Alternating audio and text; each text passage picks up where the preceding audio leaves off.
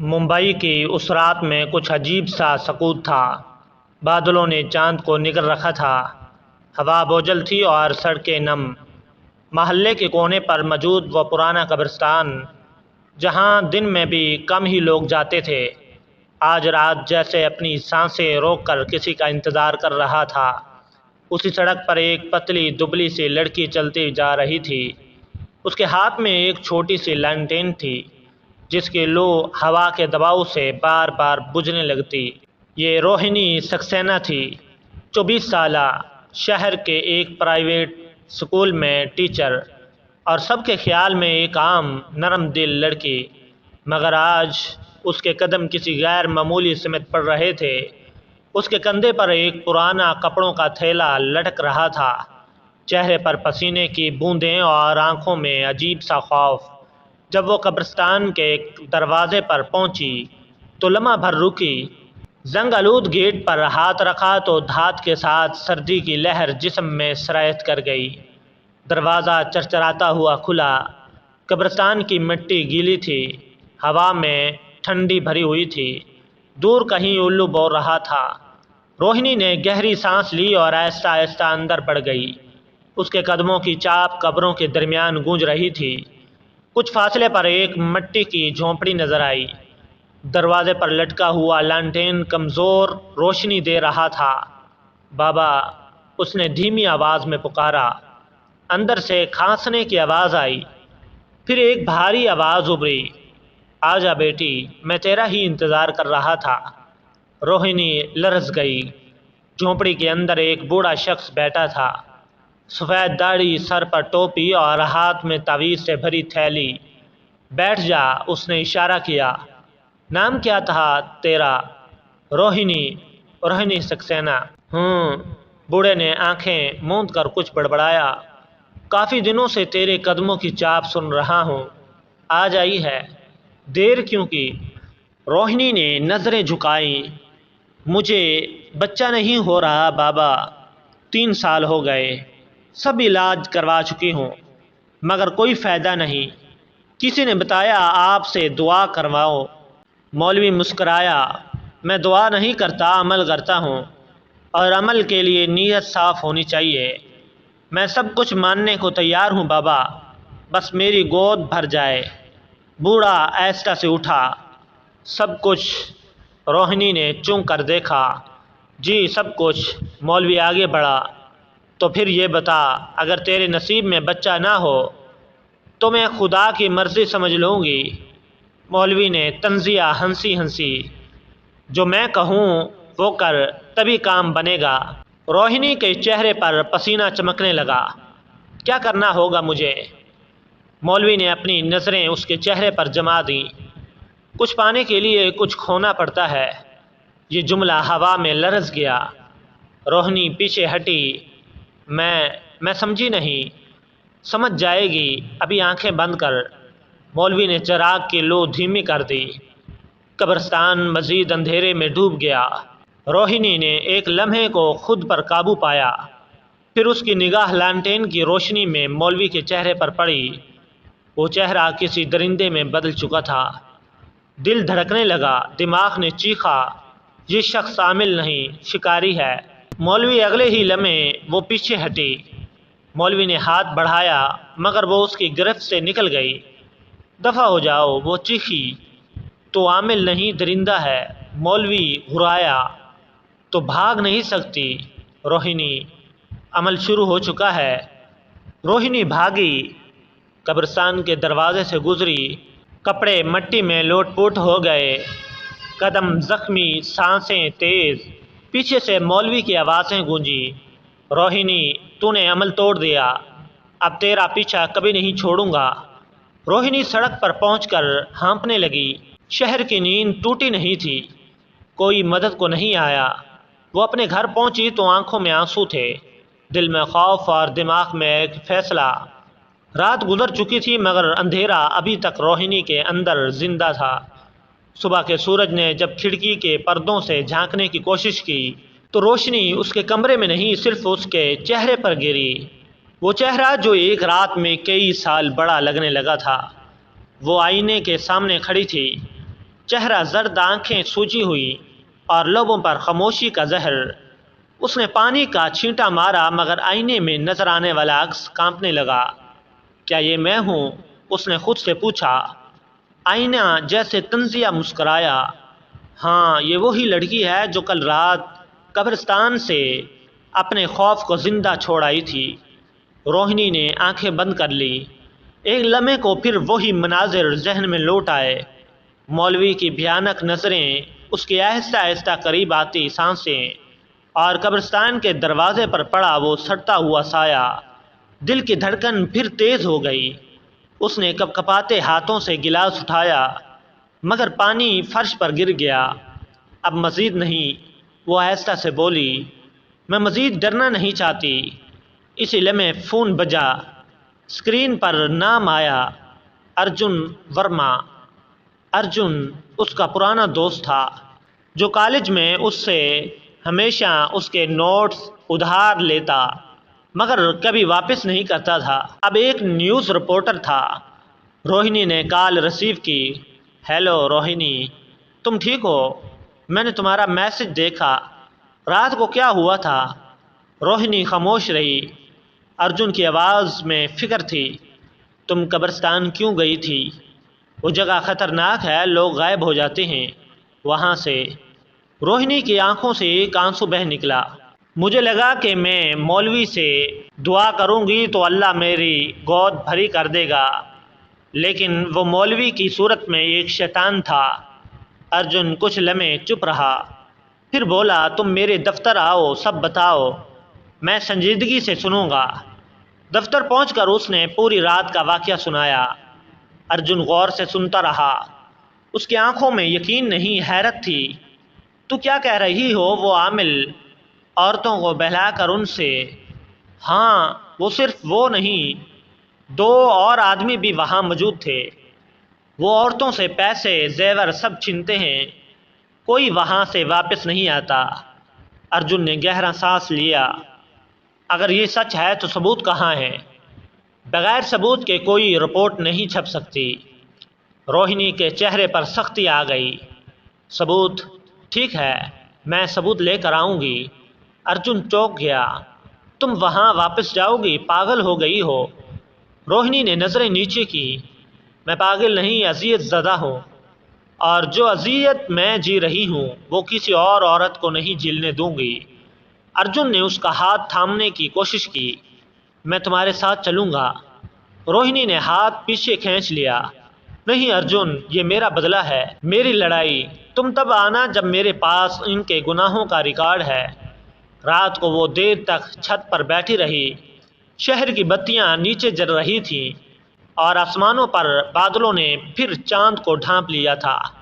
ہوا میں ہلکی سی ٹھنڈک تھی اور دور سے کسی درخت کی شاخ چرچرا کر ٹوٹی۔ ڈر ابھی بھی ہے، اس نے سوچا، مگر اب یہ خوف میرا ہتھیار بنے گا۔ اس نے اپنے بیگ میں ایک چھوٹا اسپائی کیمرہ رکھا، فون میں ریکارڈنگ ایپ آن کی اور ایک پرانا دوپٹہ اوڑھا۔ آئینے میں خود کو دیکھا، وہی چہرہ مگر آنکھوں میں نئی روشنی۔ خود سے کہا، کل میں وہاں قربانی بن کر جاؤں گی، اب میں ان کی سزا بن کر جاؤں گی۔ اور اس کے ساتھ ہی روہنی سکسینہ کی زندگی کا دوسرا باب مکمل ہوا۔ ایک عام اسکول ٹیچر اب اپنے شہر کی ایک خاموش جنگجو بن چکی تھی۔ قبرستان میں اندھیرا ایک بار پھر اس کا منتظر تھا، مگر اس بار اندھیرے کو خبر نہیں تھی کہ روہنی سکسینہ اب روشنی بن چکی ہے۔ شہر کے کونے پر پھیلے قبرستان کے ارد گرد سناٹا گہرا ہوا تھا۔ ہوا میں نمی اور خوف کی ملی جلی خوشبو تھی۔ روہنی سکسینہ نے اپنے دوپٹے کو اچھی طرح لپٹا، کیمرے کو قمیص کے کالر کے اندر ٹھیک سے فٹ کیا اور ہونٹوں پر ایک بے آواز دعا کی، اے میرے اللہ، اس بار میں تیرے امتحان کے لیے نہیں، انصاف کے لیے جا رہی ہوں۔ اس کے قدم آہستہ آہستہ اسی راہ پر پڑنے لگے جہاں چند راتیں پہلے وہ خوف میں لرز کر رہی تھی، مگر آج اس کے چہرے پر وہی خوف تھا، ہاں مگر ایک نیا عزم بھی۔ قبرستان کا زند آلود دروازہ آج بھی اسی طرح کرا کر کھلا۔ چاند بادلوں کے پیچھے چھپا تھا۔ دور کسی الو کی آواز گونجی، جیسے رات نے اسے خبردار کیا ہو۔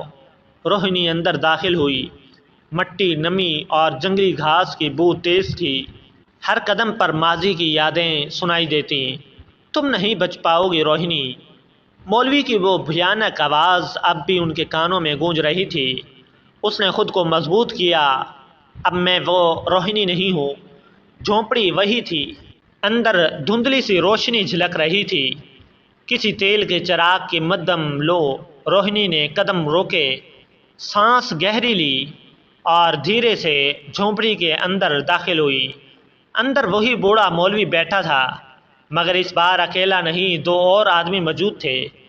ایک ہاتھ میں تسبیح، دوسرے کے پاس ایک تھیلا بھرا ہوا۔ کل وہ نئی لڑکی نہیں آئی؟ ایک نے پوچھا۔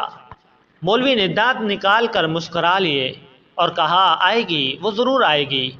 ایسے لوگ ڈر کر بھاگ نہیں سکتے، وہ واپس لوٹتے ہیں اپنی امیدوں کے لیے۔ روہنی کے قدم ایک لمحے کو تھم گئے، لیکن اگلے ہی لمحے وہ جھونپڑی میں داخل ہو گئی۔ مولوی چونک اٹھا۔ ارے تم؟ روہنی نے آہستہ سے کہا۔ بابا، میں اپنا کام پورا کرنے آئی ہوں، کل تو بس ڈر گئی تھی۔ مولوی کے چہرے پر ایک مکار سے مسکراہٹ پھیل گئی۔ ہاں ہاں ہاں، میں جانتا تھا، جس کے دل میں خواہش ہوتی ہے وہ واپس ضرور آتا ہے۔ بیٹھ جاؤ بچی، آج عمل پورا ہوگا۔ روہنی نے زمین پر بیٹھتے ہوئے اپنے بیگ میں ہاتھ ڈالا۔ کیمرہ آن تھا، آواز صاف ریکارڈنگ ہو رہی تھی۔ بابا، کل آپ کہہ رہے تھے کہ کچھ دینا پڑے گا، کیا دینا ہوگا؟ مولوی نے معنی خیز نظر سے اسے دیکھا۔ تم جیسی لڑکیاں بہت جلد سمجھ جاتی ہیں، خود ہی دے دیتی ہیں جو میں چاہتا ہوں۔ روہنی نے آنکھیں نیچے دیکھیں۔ اور اگر میں نہ دوں تو؟ مولوی کی آنکھوں میں لالچ چمکا۔ پھر تمہارا کام نہیں ہوگا، بلکہ تم ہی ختم ہو جاؤ گی۔ روہنی کے ہونٹوں پر ہلکی مسکان ابھری۔ یعنی آپ نے اوروں کے ساتھ بھی ایسا ہی کیا ہے؟ مولوی چونکا۔ کیا مطلب؟ روہنی نے کہا، وہ سب لڑکیاں جنہیں آپ نے قبرستان بلایا، ان کا بھی یہی انجام ہوا۔ مولوی نے نظریں چرائیں۔ کیا بکواس کر رہی ہو تم؟ سچ بول دو بابا۔ روہنی کی آواز سخت ہو گئی، ورنہ اس بار عمل تم پر ہی ہو جائے گا۔ مولوی کھڑا ہو گیا۔ کیا سمجھتی ہو خود کو؟ میں تمہیں ختم کر دوں گا۔ روہنی نے پیچھے قدم ہٹایا، مگر دل میں سکون تھا، کیونکہ اس کے موبائل کی لائٹ لال ہو چکی تھی، یعنی ریکارڈنگ جاری تھی۔ مولوی تیزی سے بڑھا۔ روہنی نے بیگ سے ایک چھوٹا سا سپرے نکالا اور سیدھا اس کی آنکھوں میں پھینک دیا۔ مولوی چیخا، آہ بقا کے کم بخت، کیا کیا تم نے؟ روہنی نے چیخ کر کہا، یہ وہی کیا جو تم نے ان معصوم لڑکیوں کے ساتھ کیا تھا۔ مولوی پیچھے لڑکھڑایا۔ روہنی نے موقع غنیمت جانا، جھونپڑی سے باہر بھاگی اور سیدھا قبرستان کے دروازے کی طرف دوڑ گئی، مگر پیچھے سے مولوی کی آواز آئی، روہنی تم نہیں بچو گی، میں تمہیں ڈھونڈ نکالوں گا۔ روہنی کے قدم رک گئے۔ اس نے مڑ کر دیکھا، مولوی زمین پر گر کر ہانپ رہا تھا، مگر آنکھوں میں اب بھی وہی زہریلا غرور تھا۔ روہنی نے کہا، کل میں تمہارے جال میں آئی تھی، آج تم میرے جال میں ہو۔ اور یہ کہہ کر وہ اندھیرے سے نکل گئی۔ صبح کے وقت ارجن ورما کے دفتر میں روہنی نے موبائل میز پر رکھا، ریکارڈنگ چلائی۔ مولوی کی آواز صاف گونج رہی تھی، جو میرے پاس آتی ہے ان کا انجام یہی ہے۔ ارجن نے حیرت سے اسے دیکھا۔ روہنی، تم نے خود کو خطرے میں ڈال دیا۔ روہنی نے مسکرا کر کہا، انصاف کبھی آسان نہیں ہوتا ارجن، اب پولیس کے پاس ثبوت ہے، اب وہ چھپ نہیں پائے گا۔ ارجن نے گہری سانس لی۔ یہ صرف شروعات ہے نا؟ روہنی کی نظریں کھڑکی کے پار اگتے سورج پر جا ٹھہریں۔ ہاں، شروعات ہے، اب اندھیرا ختم ہونے کا وقت ہے۔ صبح کے 8 بجنے کا وقت تھا۔ پولیس اسٹیشن کے دروازے پر رش تھا، اور اسی رش کے بیچ روہنی سکسینہ اپنے ہاتھ میں موبائل پکڑے خاموشی سے اندر داخل ہوئی۔ اس کے چہرے پر تھکن تھی، مگر آنکھوں میں وہی مضبوط روشنی۔ ارجن ورما اس کے ساتھ تھا، ایک نوجوان صحافی جس نے ہمیشہ سچ کے لیے اپنی نوکری داؤ پر لگائی تھی۔ کاؤنٹر کے پیچھے بیٹھا انسپکٹر راٹھور فائلوں میں گم تھا۔ روہنی نے آگے بڑھ کر کہا، سر میں ایک شکایت درج کرانا چاہتی ہوں۔ انسپکٹر نے پوچھا، اوپر دیکھا اور کہا کہ کہیے کیس کیا ہے؟ ارجن نے موبائل آگے رکھا، یہ ویڈیو دیکھیے سر۔ ویڈیو چلنے لگی، مولوی کی آواز گونج رہی تھی، جو میرے پاس آتی ہے ان کا انجام یہی ہوتا ہے۔ انسپکٹر کے چہرے کا رنگ بدل گیا۔ یہ کہاں کی ویڈیو ہے؟ روہنی نے مضبوط لہجے میں کہا، قبرستان کے پاس جھونپڑی۔ وہ مولوی جو لوگوں کے نام پر عمل کرتا ہے، در حقیقت لڑکیوں کی عزتوں سے کھیلتا ہے۔ میں خود وہاں گئی تھی، یہ سب میں نے ریکارڈ کیا ہے۔ انسپکٹر نے حیرت سے پوچھا، آپ نے اکیلے جا کر یہ سب کیا؟ ارجن نے جواب دیا، کیونکہ ہمیں یقین تھا سر، اگر ہم ثبوت لاتے تو ہی کوئی سننے والا ہوتا۔ انسپکٹر نے خاموشی سے کرسی سے اٹھ کر اپنے نائب کو بلایا، ساری ٹیم کو اطلاع دی، ابھی اسی وقت وہاں چھاپا مارا جائے گا۔ دوسری طرف قبرستان کی جھونپڑی میں مولوی اکیلا بیٹھا تھا، آنکھوں میں جلن اور دل میں انتقام کا زہر۔ وہ بڑبڑا رہا تھا، روہنی، تم نے میرے ساتھ دھوکہ کیا ہے، میں تمہیں نہیں چھوڑوں گا۔ اچانک دروازہ زور سے کھلا، پولیس اندر داخل ہوئی۔ ہاتھ اوپر کرو۔ مولوی کے ہاتھ لرز گئے، چہرے پر خوف دوڑ گیا۔ کیا ہوا؟ میں نے کچھ نہیں کیا۔ انسپکٹر نے وہ ویڈیو اس کے سامنے چلائی۔ مولوی کے قدم ڈھمکا گئے، لڑکھڑا گئے۔ یہ جھوٹ ہے، یہ سب جادو ہے۔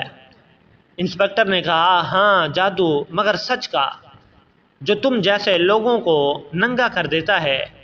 پولیس نے اسے گرفتار کر لیا۔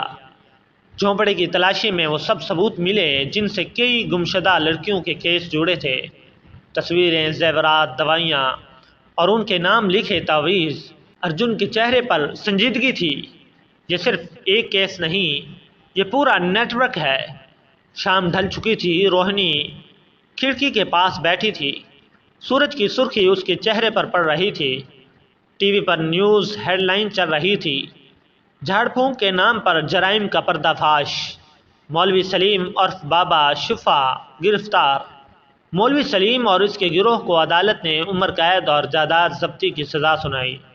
پہلی بار عوام نے دیکھا کہ طاقتور لوگ بھی انصاف کے کٹہرے میں لائے جا سکتے ہیں، اور یہ سب ایک عورت کی ہمت سے ممکن ہوا، جس نے خوف کی دیوار کو توڑ کر سچ کی راہ پر قدم رکھا۔ یہ کہانی ہمیں سکھاتی ہے کہ سچائی وقتی طور پر کمزور لگ سکتی ہے، مگر آخر میں وہی جیتتی ہے۔ بہادری صرف تلوار اٹھانے کا نام نہیں، کبھی کبھی یہ موم بتی جلانے جتنا چھوٹا عمل ہوتا ہے جو پورے اندھیرے کو چیر دیتا ہے۔ ایک عورت جب اپنے خوف پر قابو پا لیتی ہے تو وہ صرف اپنی نہیں، پورے معاشرے کی تقدیر بدل دیتی ہے۔